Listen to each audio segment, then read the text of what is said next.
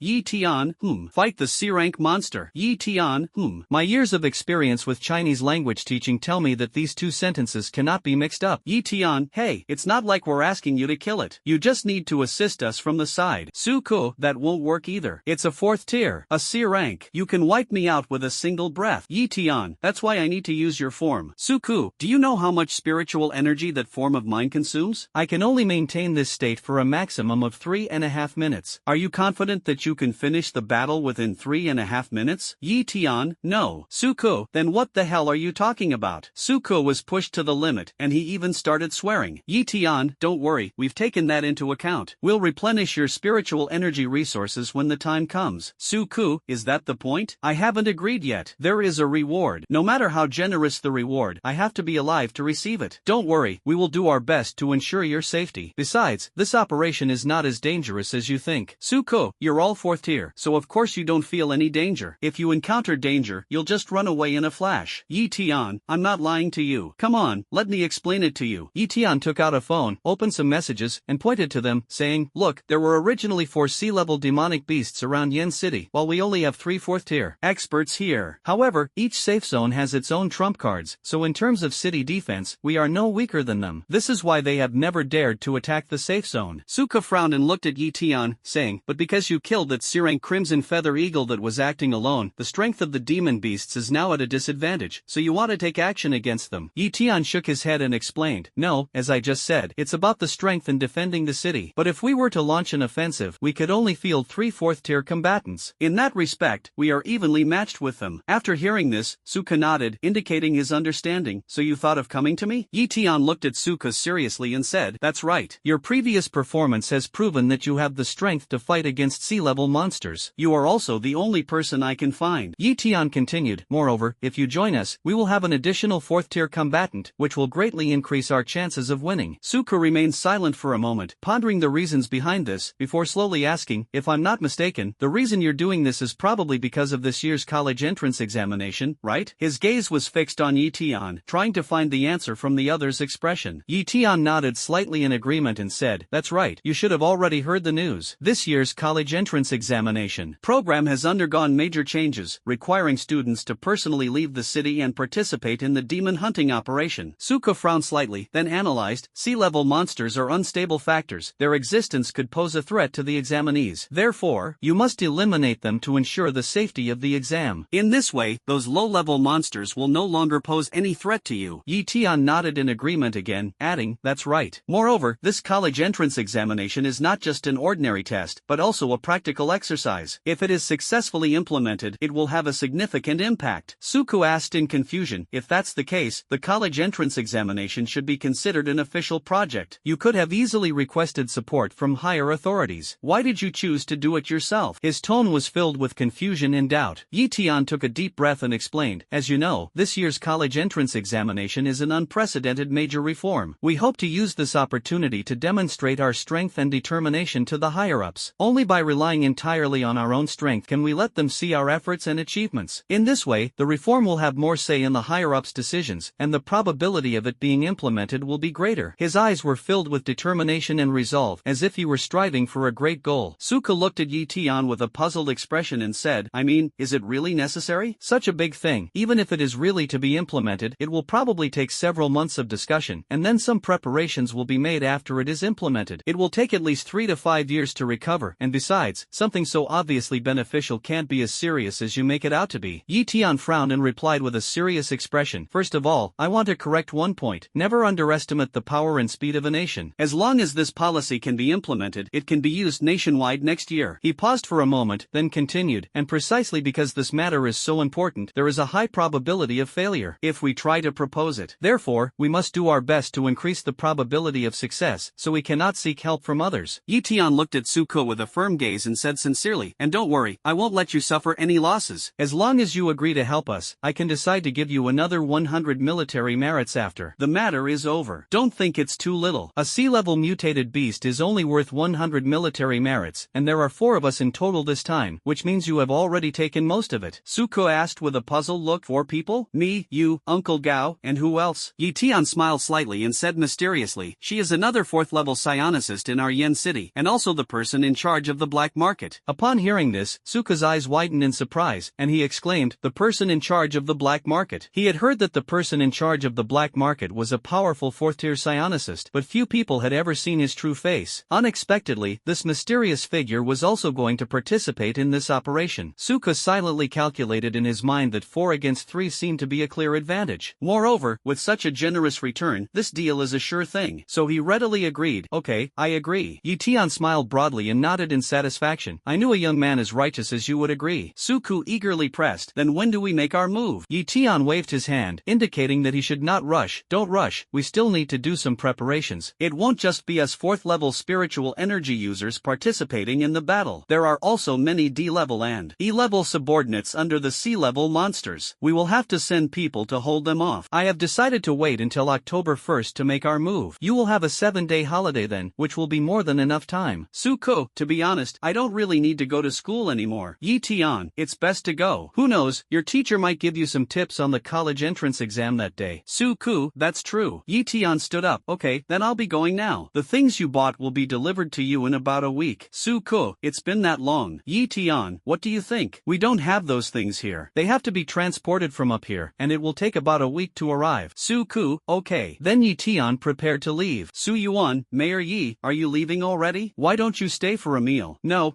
I have a lot of things to do in the office. After seeing Yi Tian off, Su Yuan returned and asked Suko, what did he say to you? Not wanting them to worry, Suka said, half truthfully, it's nothing, it's just that I received the compensation after I was kidnapped. Su Yuan, oh, okay, let's eat. Suko, time to eat. 6 days later, on Sunday. Suku, woohoo, it's finally arrived. Suko couldn't wait to take the package home and open it. This contains the things he bought in the first 2 chapters. He first picked up an item whose packaging said Spirit Gathering Device. Upon disassembling it, they found a black, box-like object inside. The surface is engraved with exquisite patterns, and if I'm not mistaken, these are its chi-gathering patterns. There was also an instruction manual inside the box. The label reads, this product is engraved with 734 spirit patterns. When activated, it can release a spirit gathering field within a 10-meter radius, increasing the spiritual energy concentration within the area by 20%. At the same time, the surrounding spiritual energy concentration will decrease. Place an F-grade low-quality crystal core. It can be used for 12 hours. A 2-hour trial is included with the first purchase. Suko, they're quite good at business. There's a button on it. If you press it, a notch will open up. It seems this is where the crystal core is placed. He doesn't have such a low-level crystal core on hand right now, so he can't use it for the time being. However, after looking around at the thing, he found that it was already covered with spirit patterns, and there was basically no room for him to add more. He estimated that he could not add many more, so that it would not produce a qualitative change. In other words, it has no room for improvement. Suko put it down and started looking at other things. Suko took out a bag, tore it open, and a pure black black cloak was unfolded. Because the cloak is made of soft material, the spirit patterns on it were drawn with a brush, and the inside of the cloak is covered with spirit patterns. Suko glanced at the instruction manual again. This product has a total of 4,873 spirit runes, which can conceal the aura of the 4th rank as the 1st rank and has the function of shielding aura. After the body is covered in darkness, the invisibility spirit runes can also be activated. Suko looked at it and found that the spirit patterns on it were quite scattered, with many empty spaces to draw. However, it was probably the person who drew the spirit patterns that could only go so far and could not draw anymore. We'll use the little special forces to fill in the gaps later. After setting the cloak aside, Suko took out a bag, opened it, and found that it contained the crystal cores he had bought. He then casually tossed it aside. Then there was a small box. When opened, a wonderfully fragrant aroma wafted out. As expected of a top-grade spirit gathering pill, the taste is simply superb. After carefully covering it, Suko put it into his storage ring. Next up, the most expensive item in this collection is the grand finale. The healing fruit was currently sealed in a transparent magical artifact container. There are 10 spirit patterns on it, and it's a beginner-level top-grade item. This is probably a free gift with the purchase of healing fruit, right? After all, compared to such a precious fruit, a small, low-grade, top-quality spiritual tool is nothing at all. However, this thing is quite useful. If we encounter any spiritual herbs or fruits while exploring in the future, we can put them in it. Suko glanced at the edible guide and discovered that there were some rules to follow when eating this stuff. The life force of the healing fruit is very strong. For people below the 3rd level, if the injury is not too serious, they can be healed by eating 1 bite. However, once it is broken, the life force inside will be lost quickly, so it must be put into a food storage container as soon as possible. However, Suko didn't care about all that. He didn't buy this thing to treat his injuries. He finished it in just a few bites. The broken watch absorbed all the life force, converting it into energy, and emitted a white light. DNA optimization in progress, 16%,